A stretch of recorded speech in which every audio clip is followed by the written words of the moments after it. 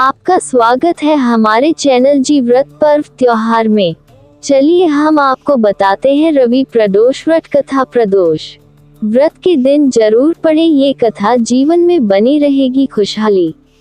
रवि प्रदोष व्रत हिंदू धर्म में प्रदोष का व्रत बहुत ही विशेष माना जाता है। प्रदोष व्रत के दिन भगवान शिव की पूजा के समय व्रत कथा जरूर पढ़नी चाहिए। मान्यताओं के अनुसार इससे जीवन में खुशहाली बनी रहती है। हिंदू धर्म में त्रयोदशी तिथि बहुत विशेष मानी जाती है। हर महीने में 2 बार त्रयोदशी तिथि पड़ती है। दोनों त्रयोदशी तिथियों शुक्ल और कृष्ण पक्ष पर प्रदोष व्रत रखा जाता है। हिंदू धर्म में ये व्रत बहुत महत्वपूर्ण माना जाता है। ये व्रत भगवान शंकर को समर्पित है। जब कोई प्रदोष व्रत रविवार को पड़ता है तो वो रवि प्रदोष व्रत कहलाता है। हिंदू धार्मिक मान्यताओं के अनुसार जो भी प्रदोष व्रत करता है उसके जीवन के सभी दुख और कष्ट दूर होते हैं, साथ ही जीवन में खुशियां आती हैं। प्रदोष व्रत के दिन व्रत के साथ ही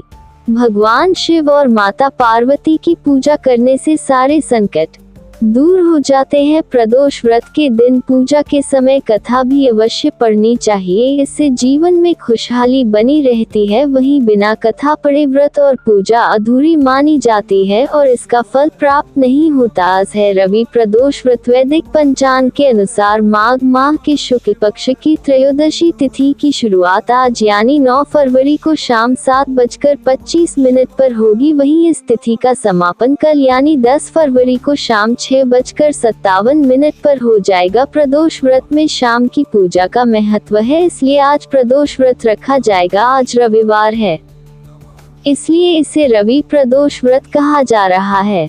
रवि प्रदोष व्रत कथा। प्राचीन समय में एक गांव में ब्राह्मण पति पत्नी रहा करते थे। ब्राह्मण बहुत ही गरीब था। उसकी पत्नी प्रदोष व्रत रखती थी। दोनों का एक पुत्र था। एक दिन गंगा स्नान के लिए जाते समय रास्ते में उनके पुत्र को चोरों ने पकड़ लिया। चोरों ने उससे कहा कि अगर वो अपने पिता के गुप्त धन के बारे में जानकारी दे देगा तो वो उसे मारेंगे नहीं।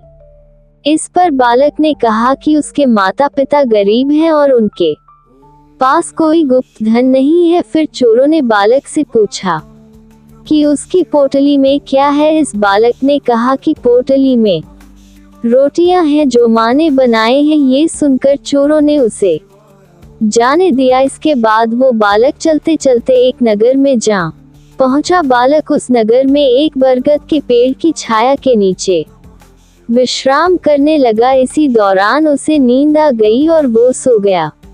उसी समय नगर के सिपाही चोरों की तलाश में निकले थे। उन्हें बरगद के पेड़ के नीचे वो बालक सोता हुआ दिखा। फिर उन्होंने बालक को ही चोर समझकर बंदी बना लिया और राजा के सामने पेश किया। राजा ने बालक को कारावास में डालने का आदेश दे दिया। उधर बालक के घर न लौटने पर माता पिता को पुत्र की चिंता सताने लगी। अगले दिन प्रदोष व्रत था। ब्राह्मणी ने विधि पूर्वक प्रदोष का व्रत रखा और भगवान शिव से अपने पुत्र के लिए प्रार्थना की। भगवान शिव ने उसकी प्रार्थना को स्वीकार कर लिया। इसके बाद उसी रात भगवान शिव राजा के स्वप्न में आए और उसे बालक को छोड़ने का आदेश दिया। साथ ही भगवान शिव ने राजा से कहा कि अगर उसने बालक को नहीं छोड़ा तो उसके राज्य के वैभव का नाश हो जाएगा। फिर सुबह होते ही राजा ने बालक को कारावास से मुक्त कर देने का आदेश दिया। इसके बाद बालक ने राजा को सारी बात बताई। तब राजा ने अपने सिपाहियों आदेश दिया कि वो बालक के माता पिता को लेकर आए। इसके बाद राजा ने ब्राह्मण को 5 गांव दान कर दिए। शिव जी की कृपा से ब्राह्मण की गरीबी दूर हो गई। फिर वो और उसका परिवार सुखी जीवन लगा। हमारे चैनल को लाइक करें, सब्सक्राइब करें और कमेंट करना न भूलें। ओम नमः भगवते वासुदेवाय नमः।